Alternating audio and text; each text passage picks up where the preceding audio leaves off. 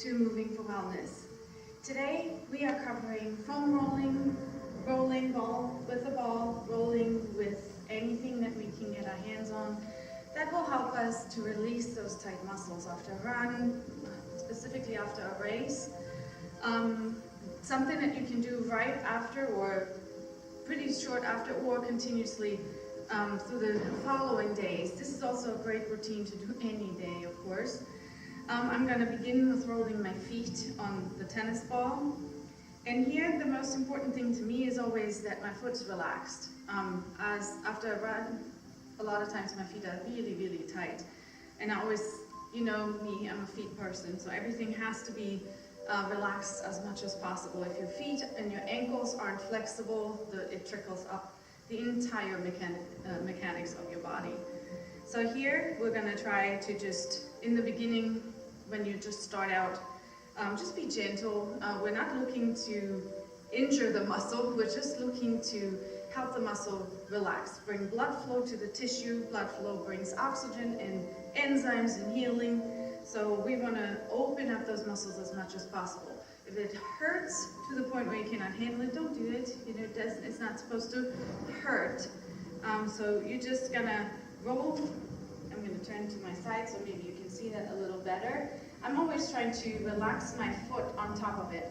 If at this point in time, maybe you're not ready for a ball in any way or form, it really works to do anything that has a little bit of a pressure point.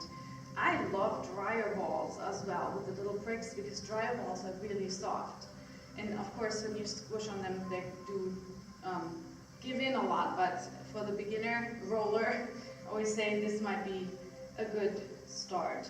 So other than that, tennis balls, and I always have my tennis people donate them to me when they're done with them, unless they have a dog, because then that's where the ball goes. But other than that, I have often the used and old tennis balls because they're a little bit softer. Up and down, front and back. And one of my favorite things to do after my foot is happy with this rolling, I like to increase the tension and the flexion in my Achilles. So I step on the ball and just push forward. The ball does give in, and I do have a double mat right here to give in a little bit more as well. And you see my foot is circling around, and I am able to, still with that pressure, you should be able to move your foot. If it hurts so much that you can't move, you are pushing too hard. So just give your body that chance to enjoy this rather than finding this as a torture. It should never feel that terrible. And then switching feet again, and you're going to notice if you give your body the time to relax over this, when you return to it, it already feels better. And this is a great way to find out if there's any crankiness in your foot and where exactly it is. I often, after a run, feel actually the top of my foot and can't really roll the top of my foot with a tennis ball, but when I'm rolling the bottom of my foot and then move my toes, and as I'm going up the leg, eventually, it helps a lot to release the tension on the top of the foot.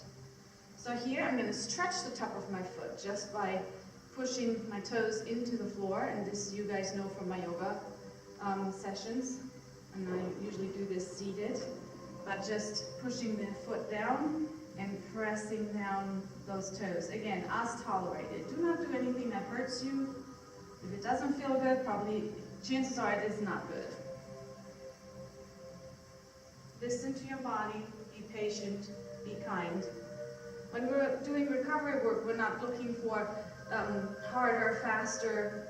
We are looking for getting to know our body really well so that we know what our body needs to rest. Here I'm stretching the bottom of my foot out. Again, very gentle, because after a run, we might be too tense, or after the day after the run, after the race, or even cycling or swimming, whatever it is that you are into. And stretch that really well.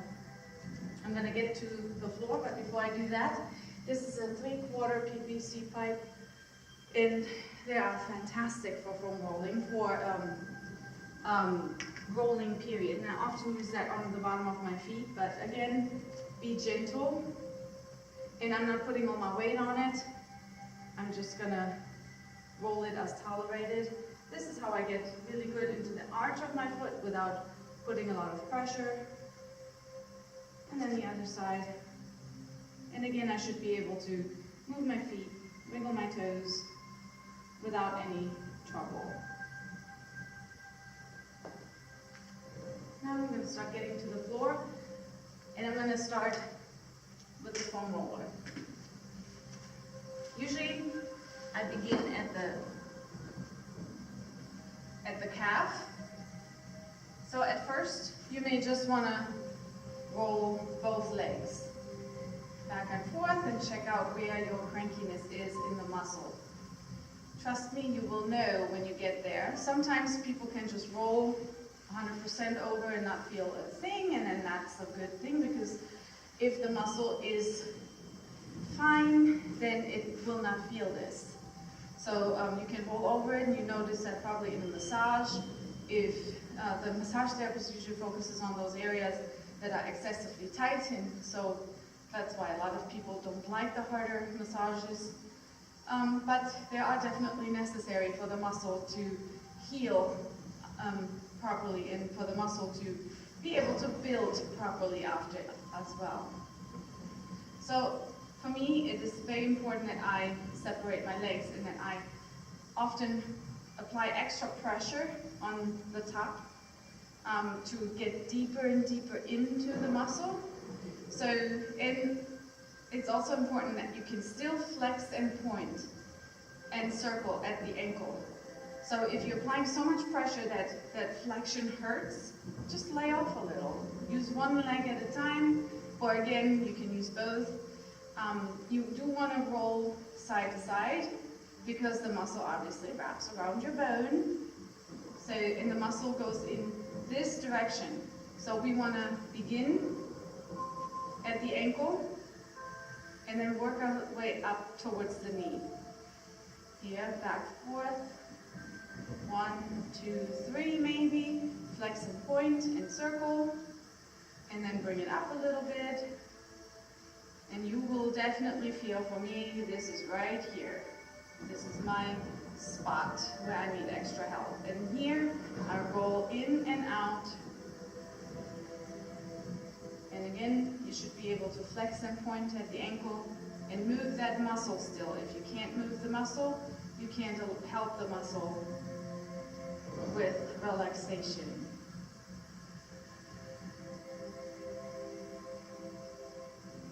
And here I like to start adding extra pressure. So, meaning if my top leg goes on, and then I might lift my bottom off, then I'm intensifying the pressure that the muscle gets. I'm trying to get really, really deep into that calf muscle. This is where my most trouble is, and often to the inside as well. And again, flex point, make sure that you can move. We're trying to stay on muscle, not roll around on bone or joint. So we're not looking to roll around on a knee or on an ankle. We're just looking to stay right where the muscle is. And then switch sides, of course. Usually you figure out pretty quickly where your sore areas are that need the most attention. And often you feel one leg has a different spot than the other. That is often a sign of muscular imbalances, where one works harder in one area and the other leg works harder in another. Where those are little signs for you to start working on your strength in these areas and making sure that your muscles are not working more than they have to. That feels really good right there. Flex point and circle. So now I've worked on my calf, and I'll show you really quick how you can do the calf with a tennis ball. It's very similar. Up, down, or side, a little bit side to side. Just rolling It's a lot more pointy, so it goes a lot deeper into the muscle. You do what you can. It should not hurt. So in an area where it is a little bit more tender, you can either just leave the foot on it, flex and point and circle, and you will feel that the muscle will tolerate this better over time. This is with the tennis ball. And when it's really, really harsh, I like to use that PVC pipe. Trying to get as deep into the calf as I can. So the PVC pipe goes into the back of your knees. And see if you can tolerate this first, if you can sit down on it, side to side a little bit. If it hurts too much, don't do it. And then very gently start rolling down. It's very important that your foot can actually lay flat on the floor as you're doing that. And little by little, roll down into the Achilles.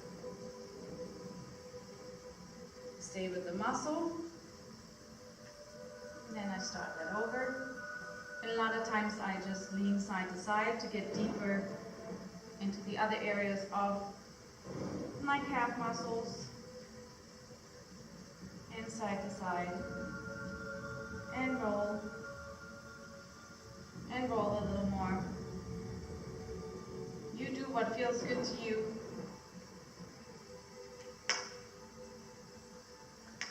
I often use a little rubber band to stretch out my feet extra. So what I'm trying to do is place the rubber band into the crease of my toes. So when I'm stepping up, when I'm coming onto my toes, the rubber band will be right in that crease there. Then I stick my other foot in there, create a little bit of tension, and then all I'm doing is flexing my toes. You can even circle them a little. So flex, the rubber band will hold the foot in place, and then I can stretch the bottom of my foot around that rubber band. That feels exceptionally well after a run, and again, this is where I can get a little bit of pressure on the top of my foot, which is where a lot of times I have the pain after running. And circle those toes, and press forward, back, and then switch. Really simple. Flex and point the other foot, and you can see that I can still stretch my foot, holding the rubber band in place with the other foot. Circle, flex and point, and then release. That usually feels amazing, and then we can do the same with the ankle. So again, wrapping this around the ankle. This time, we're looking to just stretch the Achilles. So I use my other foot again to hold the rubber in place. So here either I can put it on my foot, or I can put it on the other ankle. And then all I'm looking for is that stretch around the ankle. Here. Holds the foot in place. And it just feels really good. Should be a soft rubber band. You can do this with a towel as well, or something that will just hold the foot in place while you're flexing at the ankle.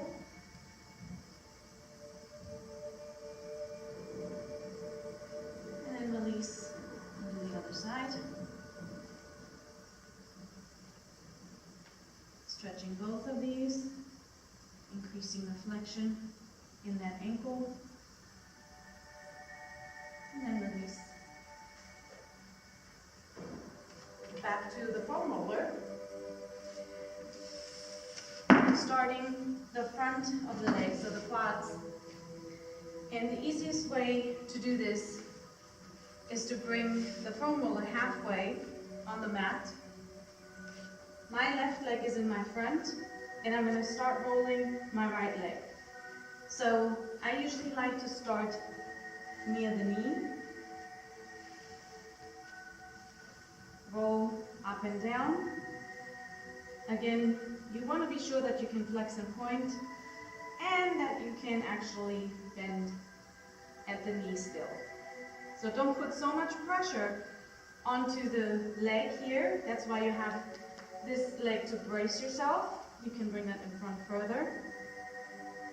And even when you just start rolling, you start putting that pressure on the, just right above the knee, never on the knee. Right above the knee, front and back. Front and back, you see I'm using my foot to propel myself forward and back, but you can just be very relaxed if you want to do that. Front, back, flex point, flex extend, and then come back up onto that thigh a lot more. My thighs are usually not so terrible, so I can usually roll around on my thighs really quickly. I prefer not to roll around on the IT band. I see that over and over again, that people roll on the side of the leg because it feels good at the time. When you have IT band issues, it needs to be addressed with muscular training and helping the body not lie on the IT band.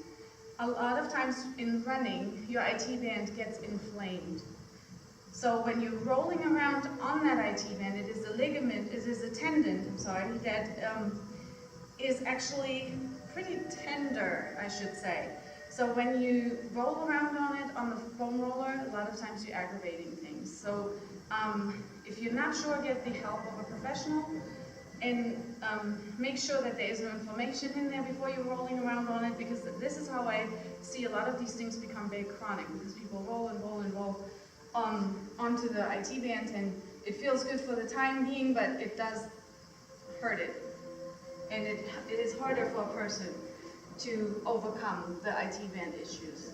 IT band issues are a mechanical error, basically, where your hip and your leg, they don't track properly. And so the IT band overworks. And then we have to retrain the body and train the opposite muscles in order to help the body not to lean into or use the IT band excessively.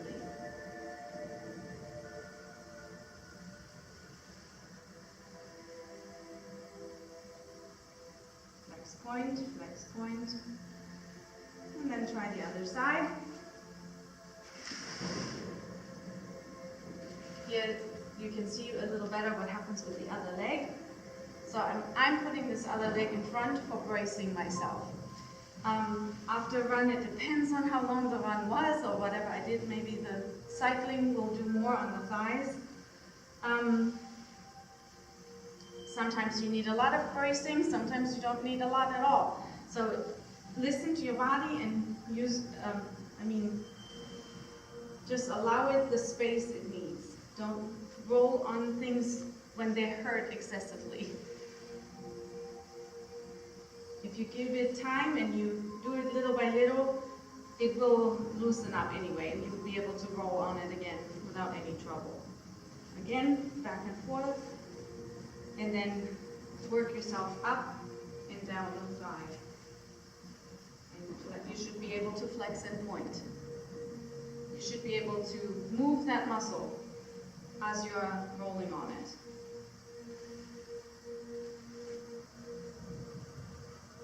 And then we're going to try to get to the hamstring. The hamstring is really difficult, in my opinion. If you have another opinion, maybe you have a better idea to do it. However, the hamstring, we obviously have to get to the deep end, just like we have to get to the deep tissue of your calf muscles.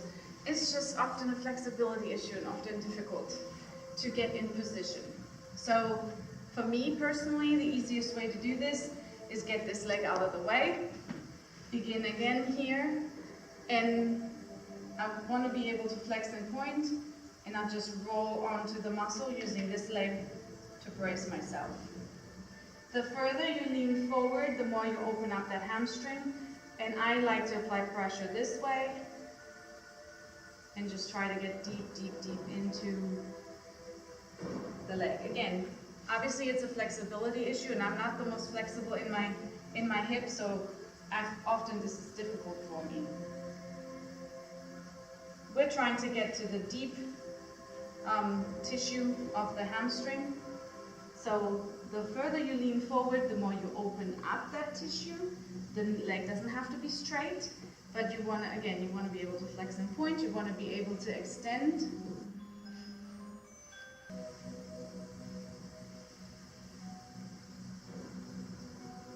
And then push forward. Come deep into that. You get a stretch here on the inner thigh as well.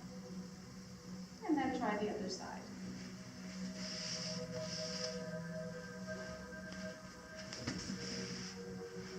Again, I'm bracing myself with this leg. This leg will go on. I like to start on the front, near the knee, and then move my way up. Unfortunately, today we only have time for calves, quads, and hamstrings, and of course feet. I will try to do my best to get the next video up on glutes and upper back. Those are wonderful as well, and possibly chest. So deep stretch into that hamstring. Extend, release, flex, point, and circle. And again, the further you lean forward, the deeper you get into that hamstring. Tuck the chin under. You may feel this correlation even into your back.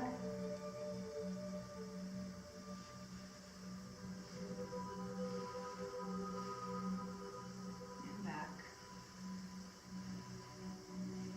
That feels really nice. So these are just basic ideas on foam rolling, and there's many, many other ways to do it. I would love to have some feedback on how you do it and what feels best to you. Didn't get to the shin exactly. The shin is a little tricky because the shin has only the muscle right there, but it is a very key muscle to release. I thank you so much for watching. Please give me some feedback. That's always welcome. Other than that, I know you guys have been waiting for foam rolling, so here it is. And again, I try to get the next one up as soon as possible. Again, thank you for watching. This is Moving for Wellness. My name is Stefanie, and I will see you soon. Bye.